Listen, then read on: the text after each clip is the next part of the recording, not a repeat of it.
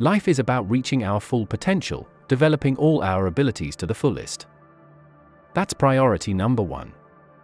Secondly, it's about using our resources wisely. That's the essence of life, complete development. Consider this question: if you could improve, should you?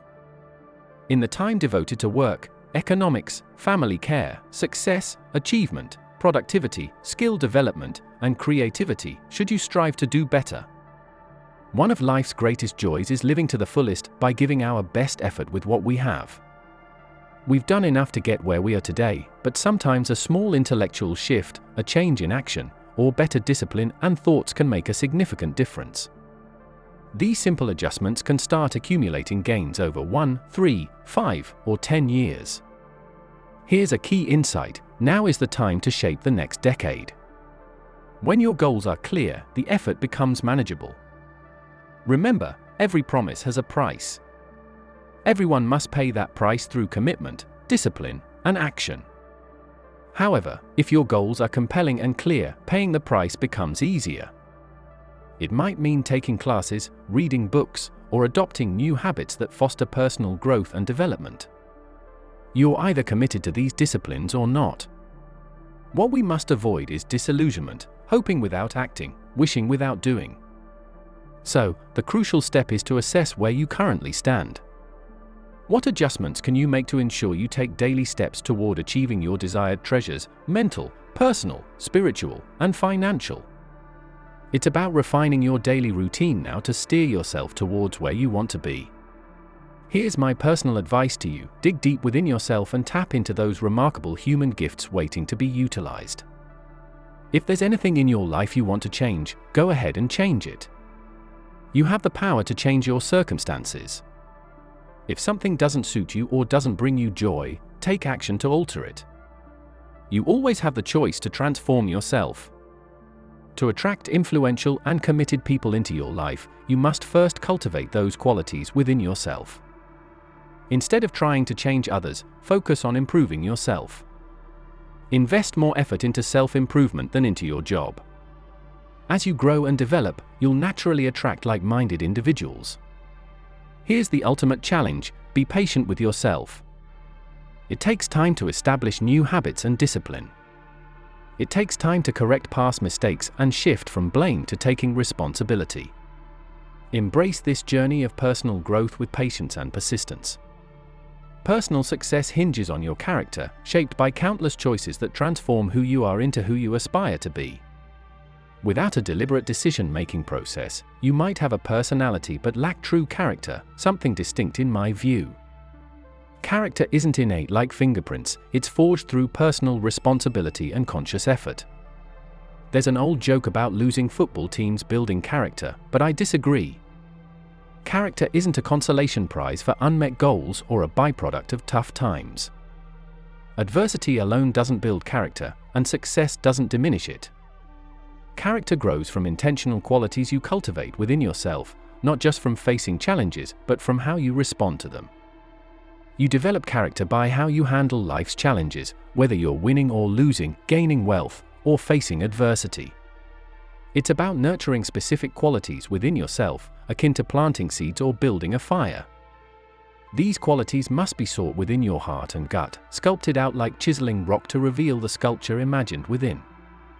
What's truly remarkable about character is that when you're sincerely dedicated to becoming the person you envision, you not only create these qualities, but also strengthen and replenish them daily. This ongoing process is crucial for achieving your fullest potential. Charisma and character are often confused, but they are fundamentally different. Charisma, from a Greek word meaning to attract favor, is a magnetic personality trait that people respond to almost magically. It's like having a powerful influence over others. On the other hand, character's roots lie in the Greek word for chisel, a tool used to carve sculptures from hard materials like granite. Character isn't about magic, it's about shaping yourself through deliberate effort, much like a sculptor creates a statue. Your life experiences, both positive and negative, provide opportunities to strengthen your character. It's a process of chiseling and refining who you are. Let's clarify another key difference between character and charisma.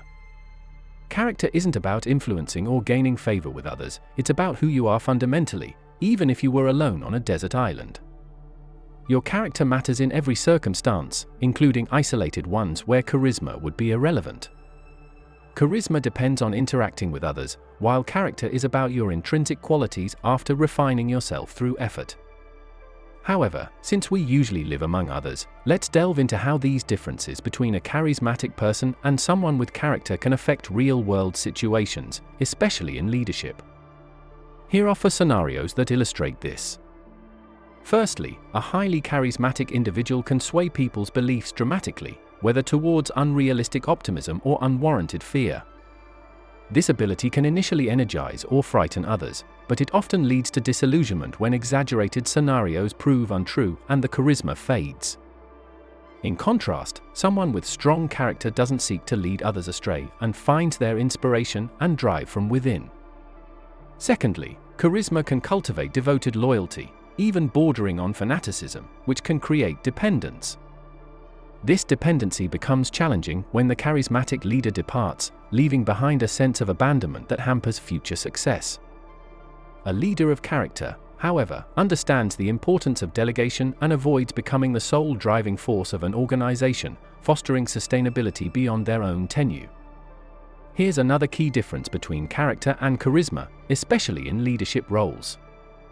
Charismatic leaders often rely on continuously dazzling their followers with new feats or displays of charisma. If they fail to do so, people may wonder what happened or even lose interest. In contrast, during World War II, Dwight Eisenhower was chosen to command Allied forces in Europe not for his dramatic flair, but for his resilience, endurance, and skill in managing people. Just before the Normandy invasion in 1944, Eisenhower illustrated his leadership style using a piece of string, demonstrating that an army must be led from the front, not pushed from behind. Eisenhower's approach wasn't flashy, but it effectively communicated his leadership philosophy in a straightforward manner that resonated with everyone. He exemplified true character in leadership.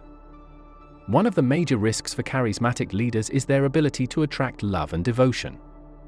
This is the final point I want to highlight. People may hesitate to disagree to stay in the leader's good graces. Some leaders become isolated because their subordinates fear them. But isolation can also happen due to misplaced affection. People with character are usually well liked by those around them, but they prioritize the truth, even when it's uncomfortable. This reputation for honesty is valuable for a person of character. You know who you are and where you want to go. You've already spent a lot of time reflecting on it. You've been improving aspects of your personality to become better, such as your attitude, health, and time management skills. You've been writing things down and fostering positive self-direction by engaging in self-reflection daily.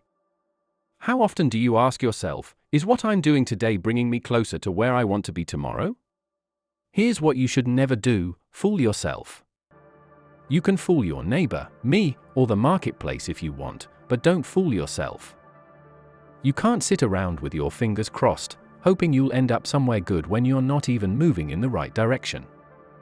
You might think, maybe luck will get me there. Sure, it's possible, but it's as unlikely as winning the lottery. You have to take control. Ancient wisdom says that hope, if delayed too long, can make the heart weary. You need to regularly ask yourself, am I doing the things that will lead me where I want to go? I don't want to deceive myself into thinking I'm on the path to financial success when I'm not. I don't want to believe that someone else will handle it. No one else is going to take care of me. Imagine if all your negative thinking relatives suddenly turned positive. How would that impact your fortune and future? Not much. If prices dropped a bit, what would that do for your sophistication and culture? Not much. If the economy improves, how would that change you? Not much. If you don't make your own plans, you'll end up in someone else's plans. And what do they have planned for you? Probably not much. Most people wake up each day with this not much list, and that's all they have: not much hope, not much promise, not much progress. They drive cars they don't like, live in homes they don't want, and do jobs they don't enjoy. Forget the thief waiting in the alley to steal your purse. What about the thief in your mind? This thief tempts you to be lazy and uninterested in new thoughts and questions. Don't let yourself be a victim. Ask yourself, is this the direction I want for my life? Or is it someone else's direction? Is it a goal I've had since childhood? Is it my parents', my spouse's, my boss's, or my children's goal? Or is it truly mine?